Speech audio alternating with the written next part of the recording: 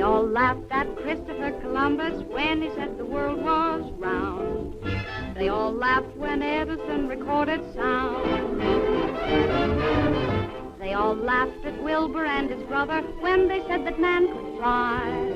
They told Marconi wireless was a phony. It's the same old cry. Welcome to 100 Years of Television. This is episode number 14, countdown number 93, Play Ball! For 100 weeks that started in October 2025, this podcast is going to recall the top 100 milestones in the first 100 years of television and video. The countdown is pegged to culminate on September 7th, 2027, the 100th anniversary of the day television as we know it was invented.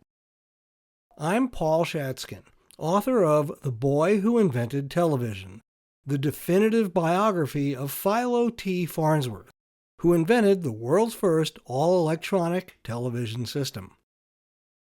In the last episode, RCA made a premature splash with the introduction of television service at the New York World's Fair in the spring of 1939. Today, television's experimental phase in America continues with the addition of professional sports to the programming repertoire. The enduring relationship between television and professional sports in America began on August 26, 1939, when RCA and NBC broadcast the first televised Major League Baseball games, a doubleheader between the Cincinnati Reds and the Dodgers at Brooklyn's Ebbets Field. However, the Reds at Dodgers games were not the very first sports event broadcast on American television. That distinction goes to a college game between the Columbia Lions and the Princeton Tigers on May 17, 1939.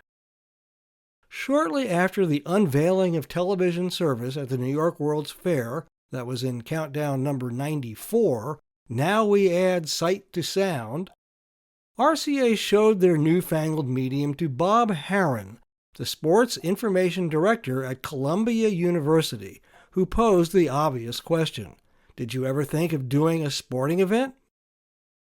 About 2 weeks later, RCA set up cameras at Columbia's Baker's Field to broadcast the second half of a Columbia-Princeton doubleheader with sportscaster Bill Stern calling the action. The telecast received considerable media coverage, including stories in the New York Times and Life magazine, reporting on Columbia's 2-1 loss to Princeton in a 10-inning game. Satisfied with the results from the Columbia experiment, RCA and NBC pitched the Brooklyn Dodgers about televising home games from Ebbets Field. The doubleheader between the Reds and the Dodgers was transmitted on RCA's experimental station W2XBS from an antenna atop Manhattan's Empire State Building. Anyone within a roughly 50-mile radius of New York could watch the games, provided they were among the few hundred people fortunate enough to own, or have a neighbor who owned, a TV. The games were covered by 2 cameras. One was fixed on the upper deck behind the batter's box, providing a view of the entire field. The other was stationed behind the visiting team's dugout along the first baseline, covering the action around home plate. Once a ball was put in play, the feed switched from a close-up of the plate to a wide angle from the upper deck. Those video images were supplied by RCA's temperamental iconoscope. Bright sunlit portions of the field contrasted with creeping afternoon shadows, which video engineers struggled to balance. Still, viewers could see the batter swing, the fielders in motion, and even an occasional, if fuzzy, glimpse of the ball itself. The box score for the historic game reads like a comedy of errors, most of them performed on the field by the hapless Brooklyn Dodgers. Walked-in runs, dropped pop flies, wild pitches, and passed balls at the plate. The final score was Cincinnati 5, Brooklyn 2.